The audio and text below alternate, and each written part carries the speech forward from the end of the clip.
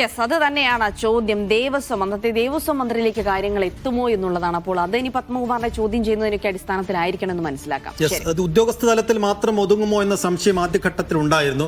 CPM ഉയർത്തിയതും അതായിരുന്നു. അത് Unnikrishnan പോറ്റിയെ arrest ചെയ്തപ്പോൾ ഉണ്ണികൃഷ്ണൻ പോറ്റിയിൽ മാത്രം, അതായത് ഉണ്ണികൃഷ്ണൻ പോറ്റിയും ഉദ്യോഗസ്ഥരും ചേർന്ന് നടത്തിയ ഒരു തട്ടിപ്പാണെന്നുള്ളൊരു പതിവ് പ്രതിരോധമാണ് അവർ നടത്തിയിരുന്നത്.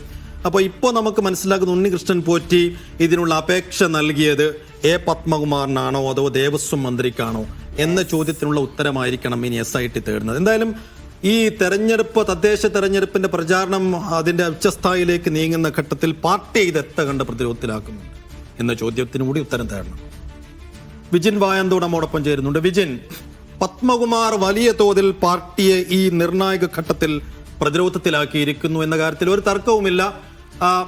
തെക്കൻ കേരളത്തിലെ പ്രധാനപ്പെട്ട നേതാവാണ്, മുതിർന്ന നേതാവാണ്. പത്തനംതിട്ടയിൽ വർഷങ്ങളായി, പക്ഷെ പതിറ്റാണ്ടുകളായി ജില്ലാ കമ്മിറ്റി അംഗവും ജില്ലാ സെക്രട്ടേറിയറ്റ് അംഗവും ഒക്കെയാണ്. മുൻ MLA ആണ്. ദേവസ്വം ബോർഡ് പ്രസിഡന്റ് സ്ഥാനത്തേക്കുള്ള പാർട്ടി നോമിനിയാണ്. അങ്ങനെ ഒരാളെ ഈ തെരഞ്ഞെടുപ്പിന്റെ ഘട്ടത്തിൽ SIT അറസ്റ്റ് ചെയ്യുമ്പോൾ അത് പാർട്ടിക്ക് എത്ര കണ്ട് പ്രതിസന്ധി ഉണ്ടാക്കുന്നുണ്ട്. ആ പ്രതിസന്ധി മറികടക്കാനെങ്കിലും പത്മകുമാറിന്റെ കാര്യത്തിൽ വേഗത്തിൽ പാർട്ടി ഒരു നടപടിയിലേക്ക് പോകുമോ?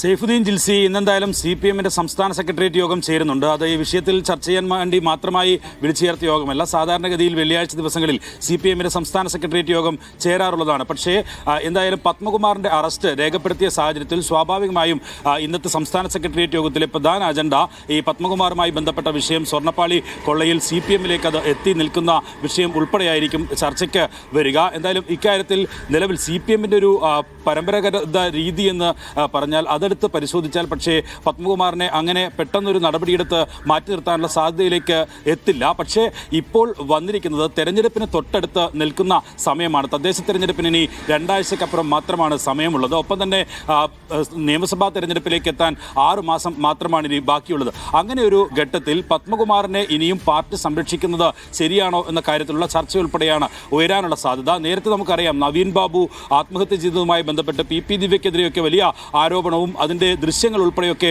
പുറത്തു വന്ന സാഹചര്യമൊക്കെ ഉണ്ടായപ്പോഴും പാർട്ടി അത് പ്രതിരോധിക്കുകയാണ് ചെയ്തത്. അവസാനം PP ദിവ്യ അറസ്റ്റ് ചെയ്യപ്പെടുന്ന സാഹചര്യമൊക്കെ എത്തിയപ്പോഴാണ് അവർക്കെതിരെ ഒരു പാർട്ടി അംഗത്വത്തിലേക്ക് തരംതാഴ്ത്തുന്ന നടപടിയിലേക്കൊക്കെ CPM കടന്നത്. അതേ രീതിയിൽ ഏതെങ്കിലും തരത്തിൽ ഉള്ള നടപടിയിലേക്ക് CPM കടക്കുമോ എന്നുള്ളതാണ് ഇനി പ്രധാനമായും അറിയേണ്ടത്. എന്തായാലും ഇന്നത്തെ സംസ്ഥാന സെക്രട്ടേറിയറ്റ് യോഗമാണ് അക്കാര്യത്തിലുള്ള തീരുമാനം കൈക്കൊള്ളുക. നേരത്തെ പത്തനംതിട്ട ജില്ലയിലെ തന്നെ പല നേതാക്കൾക്കും ഇങ്ങനെയൊരു വൈകാരിക വിഷയമാണ് ശബരിമല എന്നത്.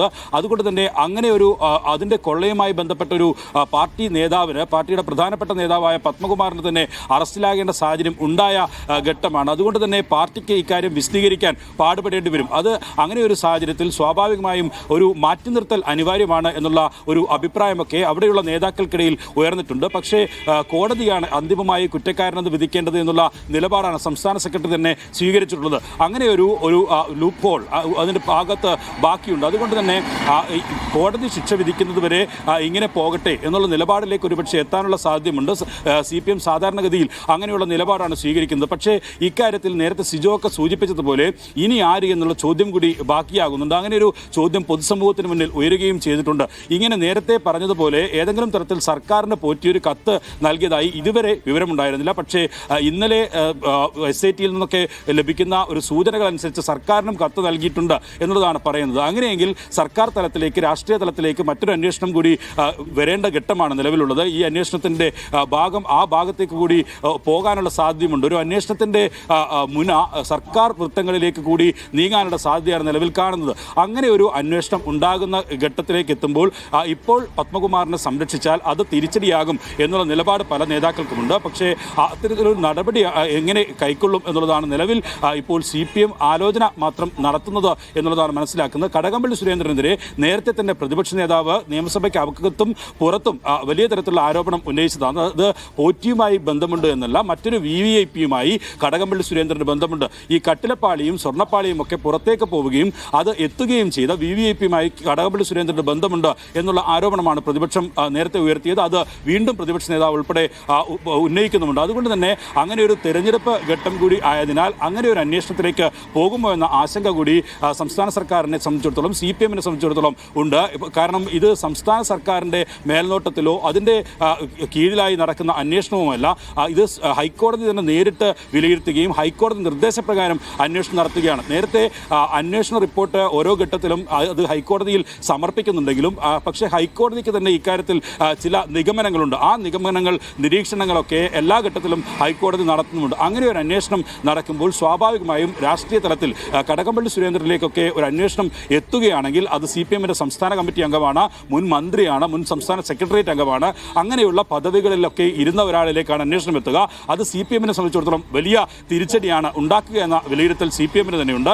അതിനു മുമ്പ് ഇപ്പോൾ ജില്ലാ കമ്മിറ്റി അംഗമായ പത്തനംതിട്ട ജില്ലാ കമ്മിറ്റി അംഗമായ പത്മകുമാറിലേക്ക് കൂടി കാര്യങ്ങൾ എത്തി നിൽക്കുന്നു. നേരത്തെ CPM പ്രതീക്ഷിച്ചിരുന്നത് ഉദ്യോഗസ്ഥ തലത്തിലും ഒപ്പം തന്നെ N. വേണുവിലും ഈ കേസ് അന്വേഷണം അവസാനിക്കും എന്നുള്ള പ്രതീക്ഷയായിരുന്നു CPM-നുണ്ടായിരുന്നത്. പക്ഷേ അത് കടന്നിരിക്കുന്നു. അന്വേഷണ സംഘം ഒരു CPM-ന്റെ ജില്ലാ സെക്രട്ടേറിയറ്റ് മെമ്പർ ഒക്കെ ആയിരുന്ന മുൻ MLA ആയിരുന്ന പത്മകുമാറിലേക്ക് കൂടി എത്തിയ സാഹചര്യം സ്വാഭാവികമായും സംസ്ഥാന സെക്രട്ടേറിയറ്റ് യോഗം ഇന്ന് വിശദമായി തന്നെ പരിശോധിക്കും. ഇനി ഏതെങ്കിലും തരത്തിൽ മുമ്പോട്ടുള്ള അന്വേഷണത്തിൽ CPM നേതാക്കളിലേക്കോ അല്ലെങ്കിൽ അന്നത്തെ മന്ത്രിസഭയിലേക്കോ ഒക്കെ എത്തുമോ എന്നുള്ള സാഹചര്യം ഉൾപ്പെടെ പരിശോധിക്കാനാണ് ഇപ്പോൾ തീരുമാനിച്ചിരിക്കുന്നത്. എന്തായാലും CPM പ്രതിരോധത്തിലല്ലെന്ന് പറയുമ്പോഴും തെരഞ്ഞെടുപ്പ് സമയമാണ്.